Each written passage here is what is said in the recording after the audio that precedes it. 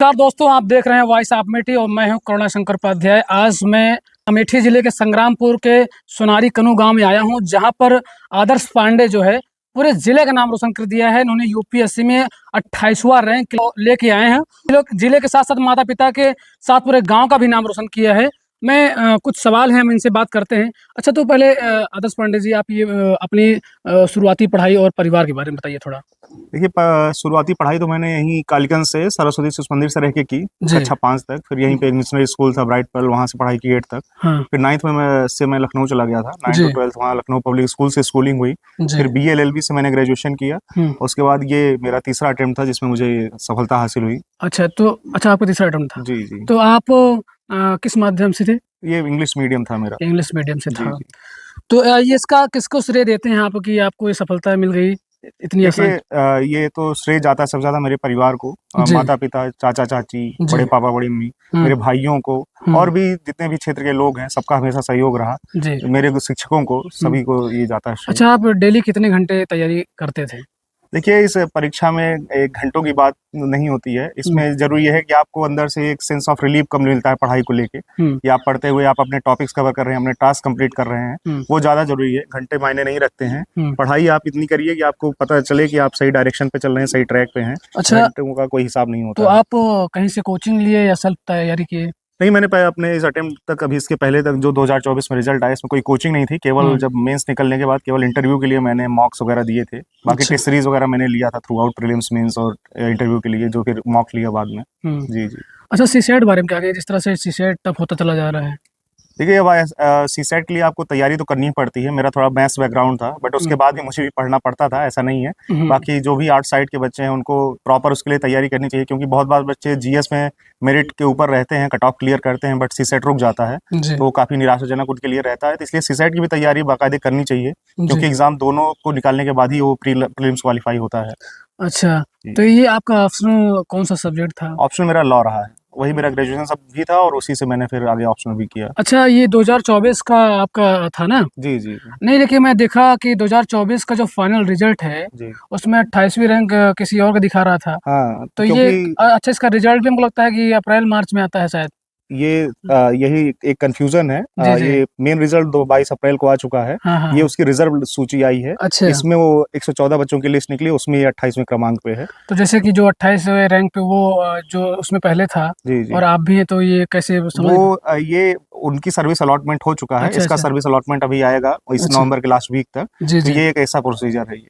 अच्छा, यूपीएससी की स्ट्रेटजी के बारे में क्या बताएंगे, जैसे और भी बच्चे तैयारी कर रहे हैं? देखिए, आजकल सब चीज़ें ऑनलाइन अवेलेबल हैं। आप जाके वहाँ से देखिए, सिलेबस निकालिए, PYQs हैं, प्रीवियस ईयर क्वेश्चंस पेपर हैं, आप उनको देखिए, डाउनलोड करिए। सब मटेरियल अवेलेबल है। अगर आपकी बेसिक्स क्लियर हैं तो आपको कोचिंग की भी नीड नहीं है, और अगर बेसिक्स नहीं है, आपको लगता है, तो आप कोचिंग भी कर सकते हैं। तमाम कोचिंगें हैं, सब अपना मटेरियल प्रोवाइड कर रहे हैं। आजकल तो मार्केट में बहुत सारा मटेरियल अवेलेबल भी है। अच्छा, जैसे कि बहुत सारे हिंदी मीडियम जो बच्चे तैयारी कर रहे हैं, देखने को मिलता है कि ज़्यादातर इंग्लिश वाले ये सफलता प्राप्त करते हैं, तो उनके लिए क्या कहेंगे कि आप मतलब तैयारी इंग्लिश में करें जाके, या फिर उसी में हिंदी में? नहीं, देखिए, ये एक ऐसी परीक्षा है भारत की कि जिसमें मीडियम का कोई रोल नहीं होता है। मटेरियल आपके पास अवेलेबल है, मेहनत करें, बहुत बच्चे निकाल रहे हैं, हिंदी मीडियम से भी बच्चे निकल रहे हैं, ऐसा नहीं है।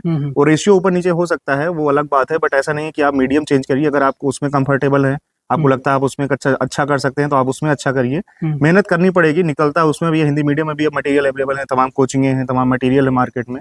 आप पढ़ाई करिए, निकलेगा, लगन लगा रखे रहिए, इसमें मेहनत से मत पीछे हटिए, सफलता तो मिलेगी। और मीडियम से उसका कोई रोल नहीं है। अच्छा, तो आप तीसरे अटेम्प्ट में आपका निकला है। जी। अच्छा, अगर आप जब अधिकारी बन जाएंगे, तो क्या सबसे पहले क्या चाहते हैं कि वो सुधार किसमें करने की आवश्यकता है? देखिए, आप जब अधिकारी बनते हैं, तो ऐसा कोई वो नहीं है, आपको सब तमाम क्षेत्र में काम करने को मिलता है। जो आपका डिपार्टमेंट है, आप कहाँ जाते हैं, कैसे लोगों से इंटरेक्ट करते हैं, क्या वहाँ की समस्याएं हैं, वो उस पर निर्भर करता है। आप ऐसा नहीं कि आप एक झटके में पूरे सिस्टम को बदल देते हैं। आप जब घुसते हैं तो बहुत सारी चीजें होती हैं, वहाँ का क्या वातावरण है, कैसी चीजें हैं। बाकी मेरा यही है कि अगर मैं आ रहा हूँ सर्विस में, तो मैं अपना बेहतर दे सकूँ, जितना मेरे से बन पाता है, मुझे उसे वो करना है। अच्छा, जैसे कि लगता नहीं, लोग बार बार पेपर देते हैं, हो सकता है फिर नहीं होता है, फिर नहीं होता, लेकिन आपको क्या लगा इस बार कि मेरा हो ही जाएगा? नहीं, देखिए, इस एग्जाम में अनसर्टेनिटी है। जब तक किसी का लिस्ट में नहीं आता, जब मेरा भी फाइनल लिस्ट में मिस हुआ, उस टाइम मैं 2 नंबर से, मेरा कट ऑफ से 2 नंबर नीचे रहा था, तो उस टाइम कौन से अटेम्प्ट में? तीसरी अटेम्प्ट में ही, ये उसके बाद आती है रिजर्व लिस्ट, तो उसमें आया फिर ये बाद में। तो उस टाइम भी किसी को ये नहीं रहता है, किसी को भी नहीं पता होता, इवन जो टॉपर भी होते हैं किसी को ये आइडिया नहीं होता है कि वो लिस्ट में आएंगे, क्योंकि एग्जाम ही है, इसका नेचर ही ऐसा है, क्योंकि आपको पहले किसी की भी स्टेज पे किसी भी नंबर का आपको पता नहीं होता क्या हो रहा है। तो फाइनल लिस्ट में आने के बाद ही आपको लगता है कि आप एक वहां तक पहुंच रहे हैं। इसलिए फेलियर और इसमें सर्टेनिटी का रोल ऐसा है कि आप बहुत ज्यादा सर्टेन नहीं हो सकते कि आपको रिजल्ट मिलेगा ही जब तक फाइनल रिजल्ट नहीं आता है। अच्छा, तो आप मतलब अभी कौन सा पद पे आपको पद मिलेगा, आपको कुछ अभी ये कुछ नहीं, सर्विस एलोकेशन इस मंथ के लास्ट में हुई, जैसे मैं आपको बताया, तो उसके बाद ये फाइनल होगा कि कौन सा डिपार्टमेंट क्या सर्विस मिलने वाली है, उसके बाद ये फाइनल होगा। तैयारी करने वालों के लिए कोई और विशेष चीज बताना चाहिए? तैयारी करने वालों के लिए एक है कि आप मोटिवेशन तो रखिए, आप क्यों इस सर्विस में आना चाहते हैं, आप क्या करना चाहते हैं, इसका आपका गोल तो क्लियर होना चाहिए। साथ में सब ज्यादा जरूरी है तो डिसिप्लिन, क्योंकि ये एग्जाम कंसिस्टेंसी का है, पेशेंस का है, आपको धैर्य बनाए रखना पड़ेगा। मैं भी जब 2 बार प्रीलिम्स फेल हुआ तो उससे कई बार सेल्फ डाउट्स आते हैं कि आपका एग्जाम होगा नहीं होगा, तो इसलिए अपना जो भी है कंसिस्टेंसी बनाए रखिए, डिसिप्लिन होकर पढ़ाई करिए, निरंतरता को मत छोड़िए, तब जाके आपको सफलता कहीं मिलेगी। तो आप देख सकते हैं कि पांडे जी के द्वारा या अमेठी के बहुत सारे लोग मोटिवेट होंगे और उनके भी अंदर उत्साह आएगा, क्योंकि हमको लगता है कई सालों के बाद अमेठी से एक ऐसा नाम आया है जो कि यूपीएससी में टॉप किया है, 28वां रैंक ले आए हैं। और हो सकता है इससे आपका भी उत्साह बढ़े, आप भी पढ़ाई में फिर से और जुड़ जाएं और अभी मेहनत करिए, क्योंकि सफलता जो है भाई साहब कह रहे हैं निरंतर आप अगर स्टडी करते रहेंगे तो सफलता अवश्य मिलेगा। उनके पिताजी हम उनसे बात करते हैं कि आपको बताइए कैसा लगा ये भाई आपके पुत्र श्री जब ये बहुत अच्छा क्षण लगा, और हमें नहीं, मेरे परिवार के, गांव के, मेरे क्षेत्र के अमेठी वासियों को, सबको, अब मेरे पूरे जनपद के सभी शुभचिंतकों को बहुत अच्छा लगा, और उनको अच्छा लगा तो हमको तो फिर लग ही रहा है। अच्छा, जैसे आज के ज़माने में लड़के जो है ना बहुत ज़्यादा मोबाइल में एडिक्ट हो जाते हैं, बहुत ज़्यादा लड़के बुरी संगत पड़ जाते हैं, तो इस पर आपने कैसे इनको कंट्रोल किया या? नहीं, इनको हमको कुछ करना नहीं पड़ा। अच्छा, इन्होंने, इनकी मेहनत है, सब इन्होंने खुद किया, परिवार की स्थिति परिस्थिति को देखते हुए इन्होंने तैयारी किया। इनको जो है, मैं ये हमको खुशी है कि ना इन्होंने कोचिंग किया, और कम उम्र में पढ़ाई के ही समय में ये जो तीसरा अटेम्प्ट बता रहे हैं, इसको मैं पहला मानता हूँ। इसलिए पहला मानता हूँ कि एक दो पढ़ाई समय में ही इन्होंने दे दिया। अच्छा। तो जिसका कोई वो नहीं रहा, और लेकिन जिस बार इन्होंने लगन से किया तो इनको रिजल्ट मिल गया। कितने लड़के लड़कियां हैं आपके? 3 पुत्र मेरे हैं, मेरा संयुक्त परिवार है, 6 बेटे 1 बेटी। और भी वो पढ़ाई कर रहे हैं? सब पढ़ाई कर रहे हैं। अच्छा। 2 लोग इनके साथ तैयारी कर रहे हैं, एक यहाँ भी फार्मा करवा रहे हैं। अच्छा। राजा साहब के विद्यालय में। यही है। ये घर है आपका? ये घर है, और वो पीछे वो भी है रोड पर। अच्छा, हाँ। देखिए ये घर दिखाइए। मेहनत से इंसान सब कुछ बदल सकता है। शिक्षा कहते हैं कि ऐसे शेरनी का दूध हो जो जितना पिएगा उतना दहाड़ेगा, तो आप इससे सब कुछ परिवर्तन कर सकते हैं। और भाई साहब जिले का नाम रोशन किए हैं, और कुछ आप बताना चाहते हैं?